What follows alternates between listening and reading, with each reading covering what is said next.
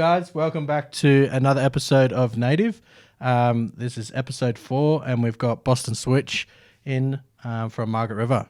How you going, Boston? Good, man. Thanks for having us, guys. Yeah, man. Cheers for coming, eh? Do you want to tell us a bit of sort of your journey of how you started out and to where you are now at the moment? Yeah, I started out buying DJ decks when I was probably like 19 or 20, just due to a friend who just wouldn't shut up talking about DJ music. Yeah. I was actually more into Jack Johnson and guitars and stuff like that, and had no idea what I was doing, but he just talked about electronic music and played Ministry of Sound CDs every time we went surfing, and I just bought decks for the fun of it. Saw the Limelight DJ competition back in 2011, I think, or 2012, and I literally just made a mix, sent it off just for a laugh sort of thing. Found out I got in the DJ comp, rocked up, it was down at Metro Frio, and realised I had no idea what I was doing, and I was the worst person in the whole competition. Couldn't even beat match. I was just like thinking in my own bedroom, recording it 50 times, I made something work, but on a live stage, I just freaked and saw these other guys who just ripped. And then, but I had full shock of it. I didn't care. I just like loved exactly what it was and was so addicted to it and just had to play in a club again. So I kind of went back down south and practiced. And then a year later, went the same comp again and went really good. Like ended up crowd surfing and I had the music cut out or something like that. But heaps of the judges were like, oh, that was really good. If you didn't, they just like get off Serato and use USBs and you'd be on the right track. But I was kind of hanging on to keeping a laptop and stuff like that until you have enough laptops crash at gigs until you do the transition. Yeah.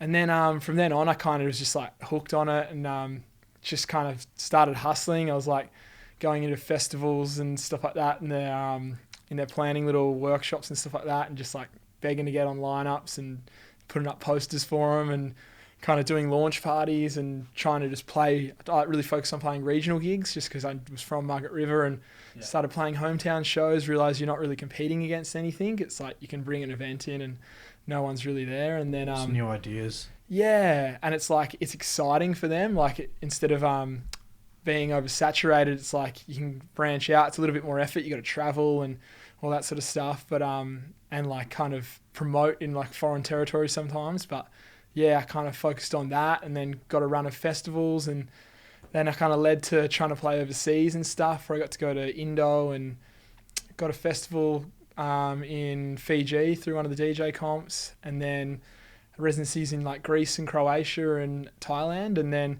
kind of... Yeah, you played at Greece a couple times, eh? Yeah, I was over there for 3 summers and I was doing on Eos Island. Shan? Yeah. And so we're on Eos Island and then went on to do a bit of the yacht week and stuff. But then I kind of remember catching up with one of the guys from Southbound when that was still running and he was like one of the big bosses of it and I just said, I'll take you out for lunch, I want to pick your brain and kind of asked him like, how do I get booked like on the next tier? Like I don't want to be booked as a local anymore and I've like played 5 local sets and I've crushed them all. Like what do I do to step up to the next level? And he just looked at me blank in the face and said, you can't. He's like, you don't have any music, you need to produce. And I was so like, is that how you got into producing and all that? Yeah, and he just looked at me, it was the best thing ever, he just looked at me straight in the eyes, it's like, there's no way you ever get booked for that unless you have music to back it. And he's just like, that's what it is.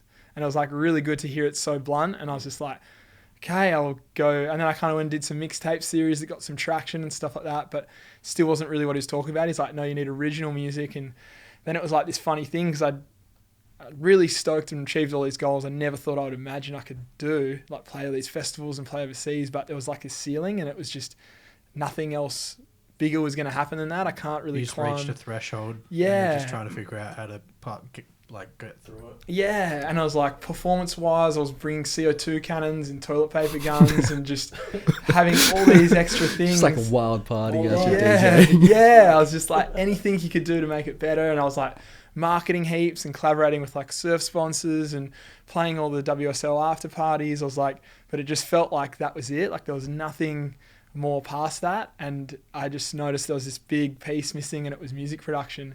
And then it's like this weird thing, like you go from playing crazy sets and playing overseas and even like headlining shows and stuff. Then as a producer, you've almost got to start at the bottom of the food chain again. Yeah. And then for like the first few years, you're just writing stuff that just sucks and it's so soul crushing, especially when you know what works and what doesn't, but you just don't know how to make it. And then got a few songs we put out were like getting better and stuff. And then like I'm literally just at the point now, like last year I just moved back to my hometown, locked myself in a room and literally just fully, yeah. And I changed my lifestyle as well. Like I set my alarm at 6:30, like thought if I work for someone else, you have to be up at like 6 or something like that.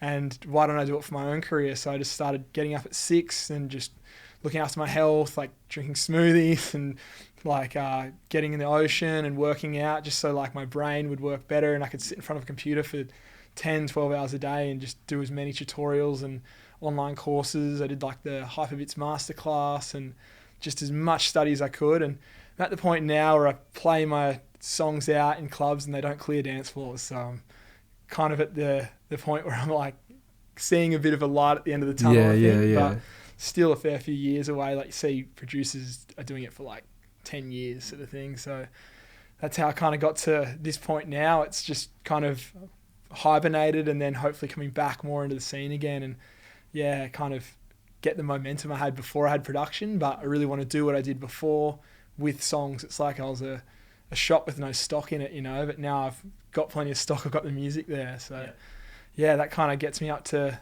the day I'm at to now. So, but you've definitely made like an imprint even without the music production side of things. Like you've been going like pretty much all of West Australia up and down from Geraldton, like all the towns, regional towns and stuff. And just even playing like the gigs, like you played at Perth Arena as well for the tennis, I think. Yeah. That's pretty fucking dope, man. Yeah. So there's like always like you're popping in and out and people know the name ringing around. Yeah. And now your production's starting to come through and people have, when they listen to your music, they can hear the progression. As it's, you know, that's awesome. Getting better and better. Like Jason. Yeah, like when I first started listening, because I only just started listening to you like earlier this week. Yeah, because I knew like, I was going to sit on this podcast with you. So like the first few songs I've heard was like from back from like 2018 when you started working with that vocalist. I forgot her name, Ash. I forgot her last name. Pluggy, yeah. But yeah, it started off like really like deep house, you know, like tropical house. And then like the more I listened to you, like I saw your sound progress into like a more darker, more like in your face, bassy type tunes. Yeah.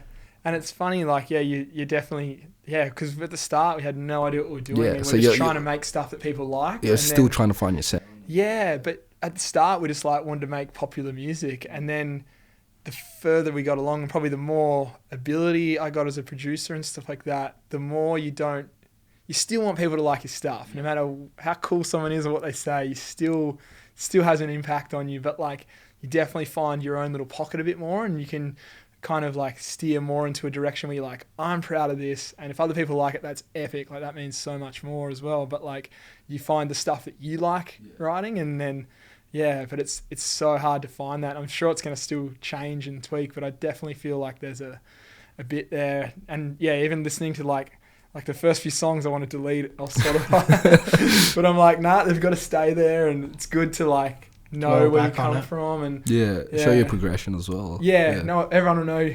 Don't have a ghost producer because it'll be like, because your first shit sucked. So you can see like, it's just no shortcut for it. Hey. So how did you and Ash meet?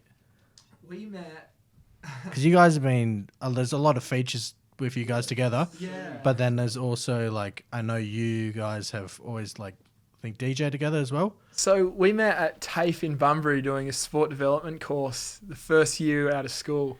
And we just met each other. I think it was before either of us had anything to do with music. And is he in the same like year group as you? Do you guys go? He's a year younger than me, and I've had a pretty epic friendship because he's a qualified carpenter, and while he was doing that, I was doing music. And then we kind of just both had all these really cool opportunities and hookups, and just like have just pulled each other in on them. But they're like almost polar opposite worlds. Like Ash was really wanting to get into music, and I was just like, come to Greece then. And he literally was like learning how to DJ in Greece, and I was just like, he was just like my apprentice basically over there, and his first time playing in a clubs over there, and I was like pretty hard hard boss on him, just like Yeah. Just shadowing. yelling at him for Yeah. be match properly. Just a club full of people, like, but he learned really quick, and like, yeah, that was epic. And then he got a job as one of the head carpenters on Survivor over in Fiji. Oh, wicked. Yeah, and then he just pulled me over and was like, "You're coming to work on Survivor," and I got to go over there and work on that show with him and build challenges and stuff like that with him. So it was just like, I've got this like crazy one in a life opportunity to go DJ in Greece. I'm like, come with me. And then he's got this opportunity working in TV that I don't even know how you get those jobs. And then he pulled me over there. And then, yeah, Ash really pushed the music production stuff at the start because it was pretty hard for me to like pull away. It's really hard to do both, like Yeah, okay. full-time DJ scene and drive that path and produce at the same time. They're like they're two different jobs. Like one's like computer nerd behind the screen and one's like full personality performing, you know? So it was cool. He was like really like, we need to produce. And we both kind of produced and we did a lot of the first songs together. And then now we're releasing ourselves. We've still got a few collabs up, but it's exciting now when we collab, it's like two different styles together. But at the start, it was just like both of us kind of Trying to make something as Helping each Yeah. other. two Yeah. people. yeah. What was the first track that you guys released together? It was a song called Talk About It, and I really wanted to delete it. It's so funny. It's up on Spotify? Yeah, and it's got like 8,000 or 9,000 plays, and some of the like more recent stuff that I love got like way less, like Yeah. 2,000 plays, and I'm just like, I hate that one, and some people really like it, but I think that's the thing. It's not up to you whether you say if it's good or bad. If people enjoy something, then they enjoy it, you know. But yeah, it's so far from what I'm doing now and my vision now and everything, but I guess it was a part of it all, you know. So Was some of the recent events that you played at? I think it was Ice Cream Factory as well. yeah, Had a bit of involvement there. Yeah, so yeah, we got a good run at Ice Cream. Geraldton's an awesome place for me. Like I go up there as often as I can, and it's It's always another home. yeah, Very welcoming. yeah, and I've been going up there for like 9 years or something now. So they've every time I play a show, it's a really good atmosphere and crowd, and they like the heavier music as well, which is really enjoyable. So it's like yeah, I always end up there a fair bit. Through Christmas and stuff, we had Left Bank, and then yeah, it was a really good run. And like I think I'm at the point now where I'm down south. I'm actually thinking of like relocating back up to Perth again, just so I can be a little bit more active in the scene, and you're not like kind of hidden away. Playing in remote areas. yeah, like and then I guess you needed that time to like grow because you needed to figure out your production side of things, and like you said, Definitely. it's two different jobs because yeah, one of them is you're in like your own little box and Yeah. you're trying to learn how to spend hours on a kick and snare or Yeah. one bass sound or Yeah. whatnot, and it just becomes quite not boring but just a little bit lonely, I guess. yeah, Yeah. And definitely, then as you're coming back into the scene, you have to put that personality back on, and then yeah, it's like flicking the switch on and off. yeah. Is that where the name Boston Switch came from? I can't even think.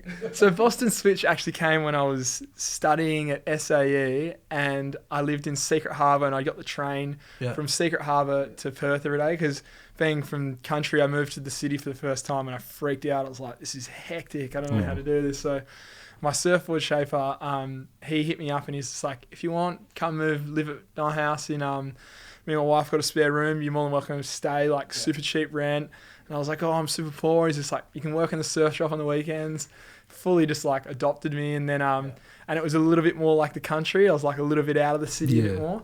And I was at SAE doing, I must have started in the Bachelor of Audio, and then, but my head was just in the clouds. All I cared about was DJing. I was just DJing, and it's all I wanted to do. And I remember just sitting there writing names, and I loved Aston Shuffle heaps, and I just kind of was scribbling around with their name and kind of just come up with Boston Switch, just like a play off their name, because I really liked that idea, and I liked that it kind of meant nothing, and there was nothing Yeah, associated. it's just with two it. like unrelated words. But, like, Yeah. when you put them together, it Yeah. actually sounds fucking dope. Yeah, that's cool. And like, because when you first write it down and you first think of your name, it has no value attached to it. So you're like, this could be stupid or this could be cool. I don't know. Like, and then, but it was cool because I searched it. There's nothing existed. So I was like, okay, anything related to that is like mine and whatever I create it to be, sort of thing.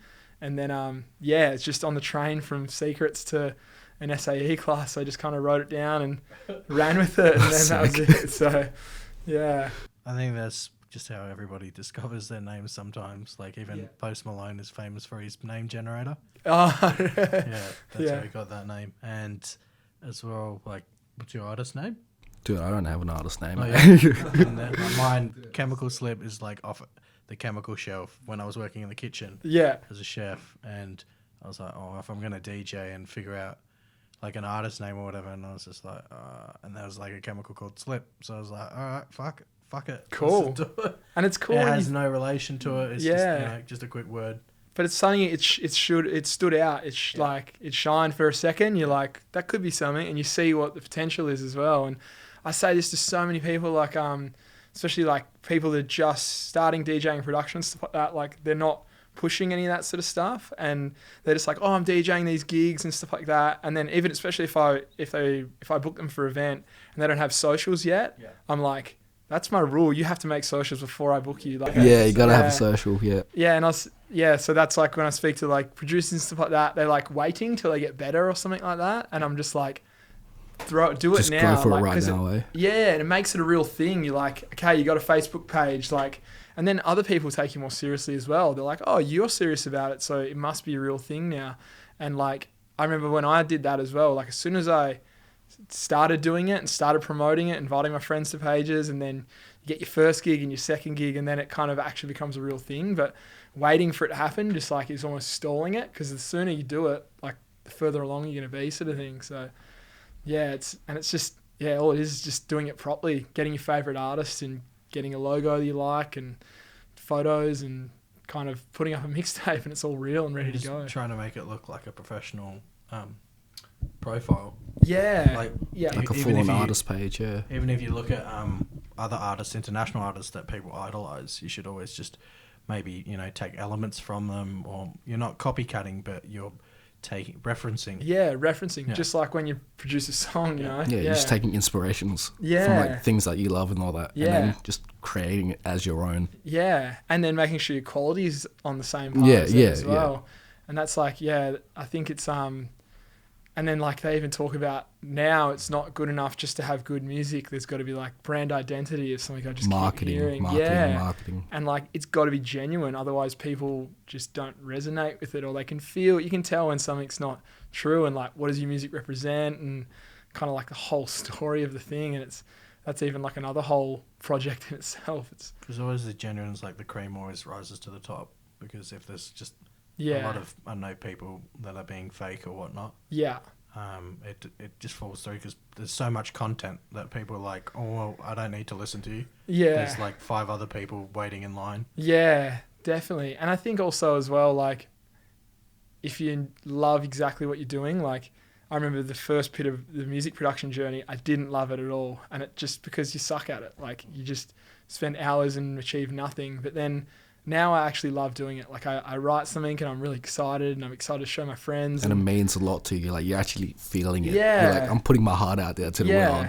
And if I release it and it doesn't get on Triple J, I'm not like, I've ruined it, it's Yeah. all over. I'm still just like, I still really like that song. Yeah. You know, I'm really, really happy with it, and I'm proud of it, and I enjoyed It's your baby. yeah, and you enjoyed working on it, Mm. So it's like, I think that took me a while to figure out as well, when I'm just like, I was doing it all for success, and then I was just like, you should do it for fun. Like, that's why you start all this, like, Do it it was for that- the art. Or even Yeah. hitting your own personal milestones. yeah, I think that's the biggest thing for myself.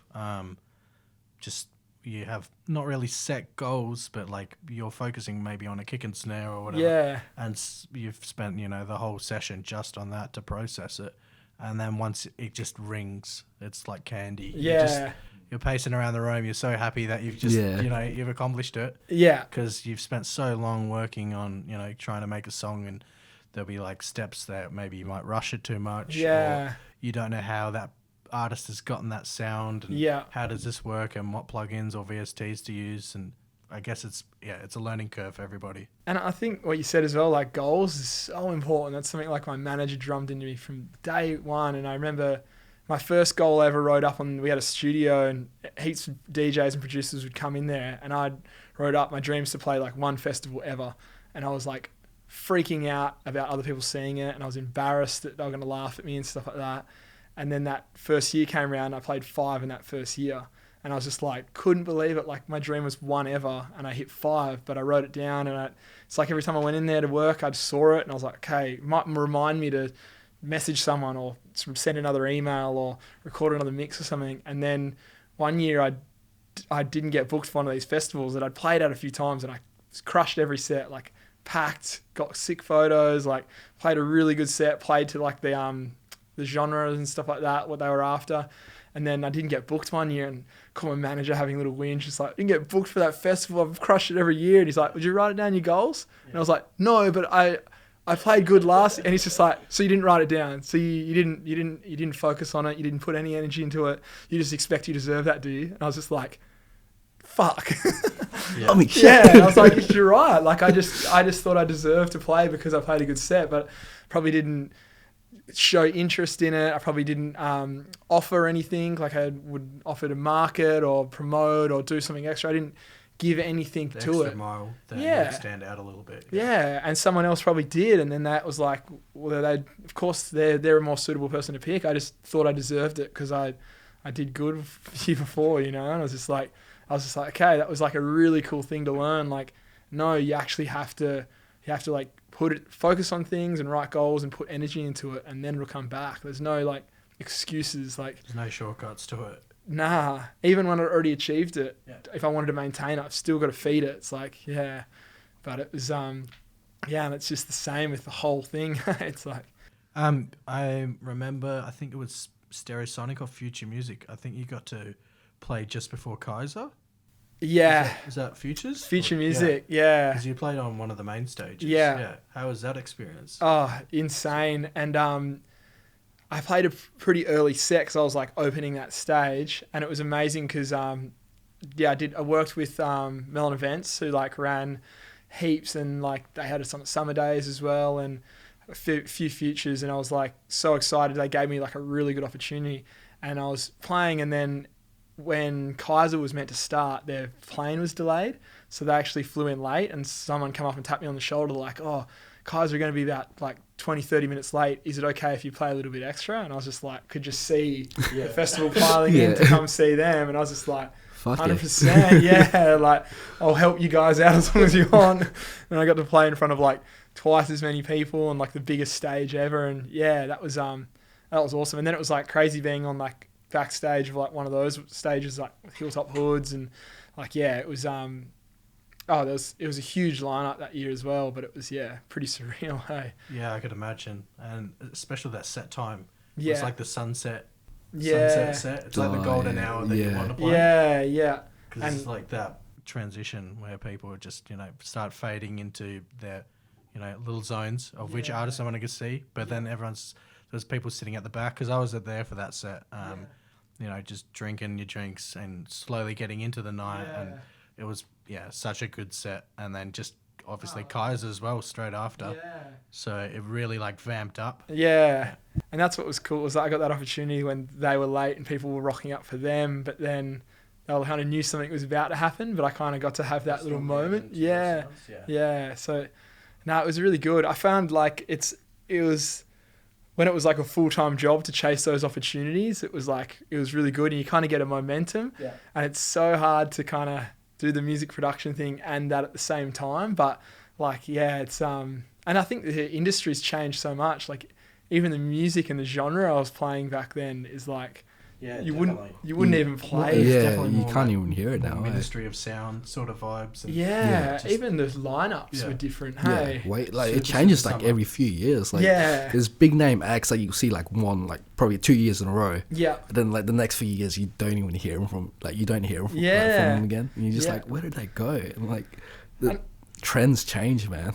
And you got to see, like, I guess you still want to stay true to what you're doing, but you also want to adapt as well. Like, I just had Spotify on shuffle the other day, and I heard this dope, like, kind of more poppy future bass song.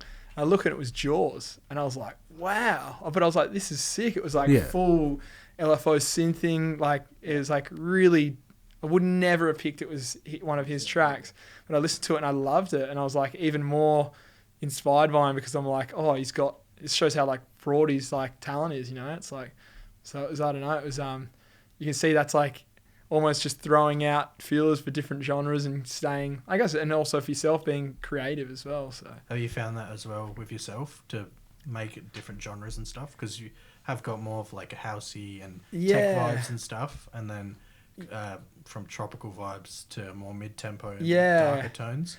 But it's obviously not somewhere where you're going to always stay, but at the moment that's where you're It's like a natural progression. I think I'm really trying to get a feeling in the music and not like, I really like the whole mid-tempo because it seems like a small little pocket of the industry, and I think there's a lot of passionate people about it. So I'm really enjoying that part at the moment, but I'd really like to get a certain sound and a style that can go into any genre. And like, as we spoke about before, like I really want to do some crazy stuff like drum and bass second drops, like double time, and even I'm doing a collab with a guy in the States at the moment. He did like a mid-tempo bass first drop, and then he was like messaging me, he's like, could we do psytrance in the second drop? I was like, yes, it's fucking we dope, can. do Like, it.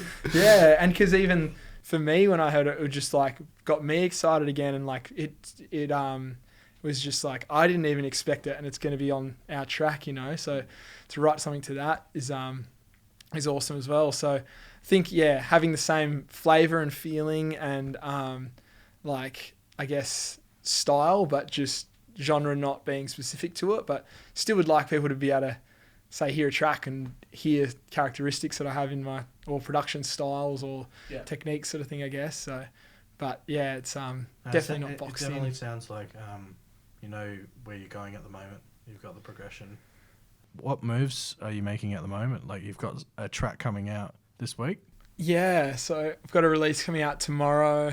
Pretty much my goal this year is to release an original every month. So, and then plus on top of that, I want to do some remixes and bootlegs and stuff like that. But yeah, it's just, pretty much going for a track a month. So dropped Gucci last month. Tomorrow I've got a song called Light It Up come out. Next month, a song called Savages, which I think is my favourite out of the whole bunch. Yeah. And then I've got my first label release coming out in April, end of April.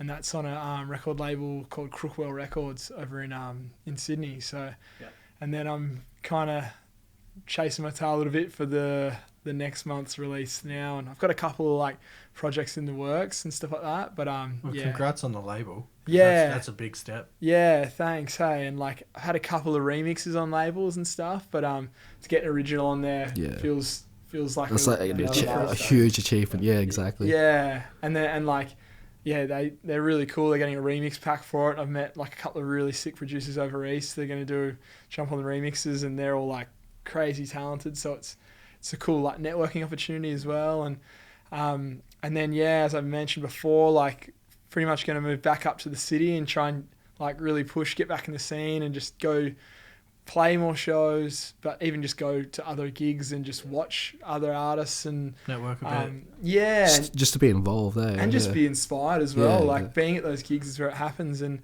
I'm going to start kind of touring. Like I've got a couple of shows for Light It Up. Then for Savages, I've got a huge tour run. I'm doing like, a lot of WA shows, and I'm actually going over to Sydney and maybe even the Gold Coast for it. So, just trying to get back on the performing and shows and touring sort of stuff, just to I think it's also good to be like out playing sets and playing my original music out sort of thing, and just like sneaking it in, making sure people know you're active. And I'm like excited to do it again now. You know, I've got some songs I want to play them out and see if they do good or bad and sort of thing. So it's that's the main focus, like play more gigs and just like a song a month for a year. It's going okay now, but I can tell it's going to get pretty hectic, but it's good. It's a good accountability test anyway. So, is this obviously it's new ground because you're releasing music and you're setting yourself challenges and whatnot. Have you got any tips for people that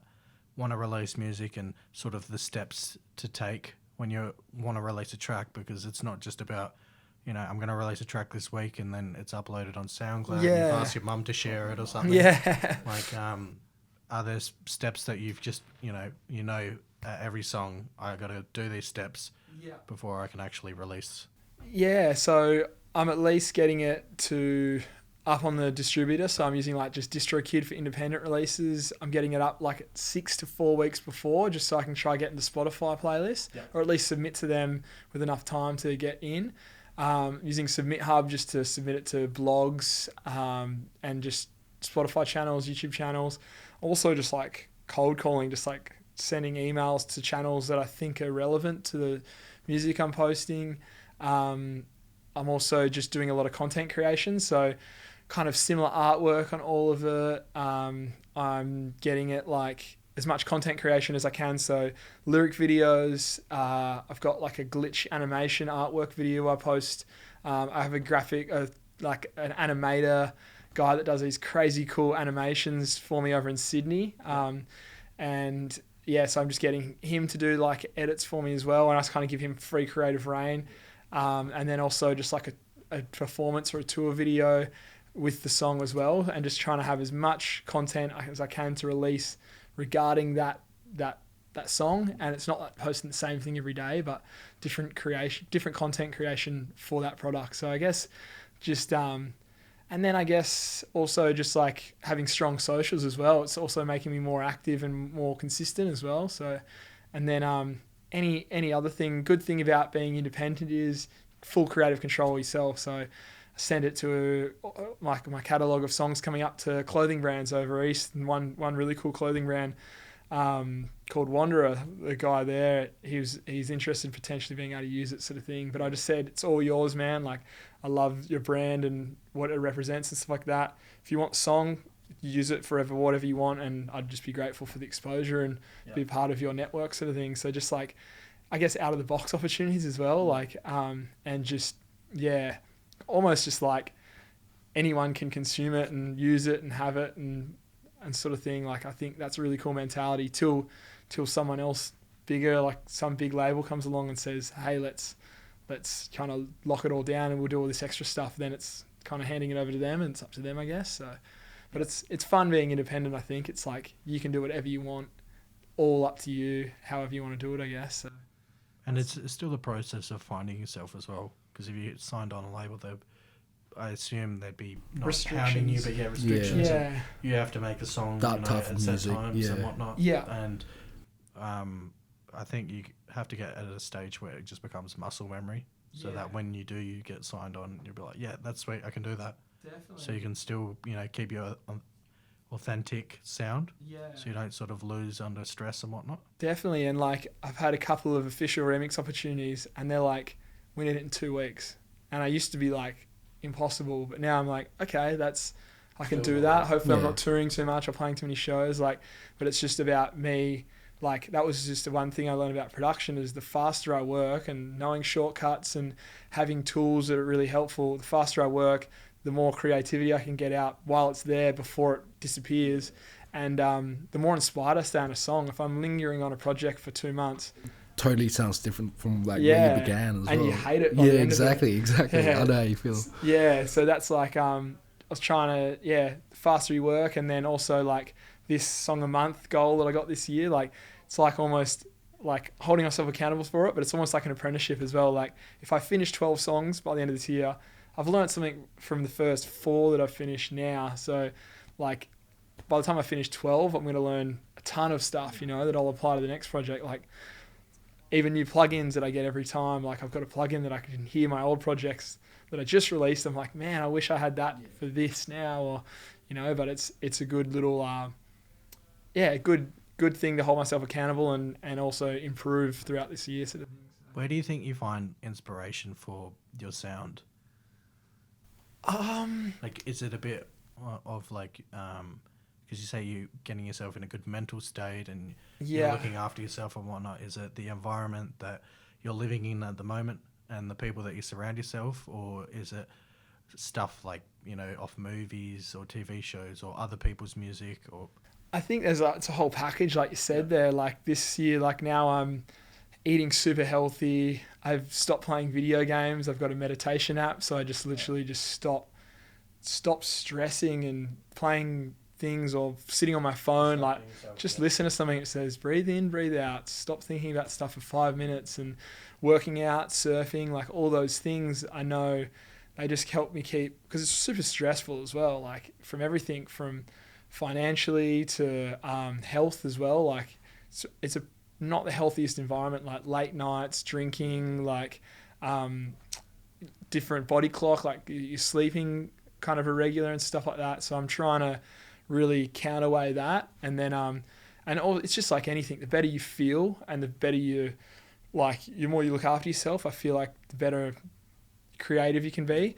So I try and have that as just like one thing on itself. And then definitely inspired by other artists. Like I love hearing a certain song or something like that, and getting super inspired by it. Like Gucci, I was listening to heaps of Rez and Miles stuff. I fucking love Rez. Yeah, he's so dope. Yeah, and like I was just had that on repeat at the time, and I can almost hear it. Like I was really excited on like the sound design, like this distorted sine wave stuff, and watching tutorials on that, and then I got to kind of like apply it to a track and kind of, and I also just really love, especially seeing songs out or seeing songs get played out that have a really good reaction. Like, I really love that. It's like the DJ side of me kind of still has that. I want people to want to go crazy to it live sort of thing. So yeah, I think it comes from, there's two sides to that, I guess. The looking after yourself and making sure that when you sit down, you are going to be creative and productive and enjoy writing. And then also, yeah, like pulling inspiration from artists. And I definitely like starting to get more into like writing into like movies, or now I'm getting like visuals for my music done and stuff. Like it has like a story to the song as well. But yeah, sometimes it's cool just to hear a nice song and not know why you like it and just be inspired and want to write something like it, you know. So thanks for coming on board and coming for this episode 4. Really enjoyed to get you in and get a little bit of insight to your journey from Boston Switch. From how long you been producing again for? Producing probably 4 or 5. The name Boston Switch. Yeah, producing, DJing, and DJing probably coming up to 10 years, and then 10 production years. Probably almost like 4 or 5. First couple of years, you're flirting. It doesn't really count. Yeah, no, but I mean, it's always good back when you look back at where you started. Yeah, I bought some decks. Yeah, To now, Yeah. releasing music on labels. yeah, That's a huge milestone, man. So be proud of the journey that yeah. you've taken. Thanks, and Can't wait to see what you've got installed for this year, especially. yeah, thanks, and yeah, thanks heaps for having us. Hey, No worries, man. Cheers for being here. yeah.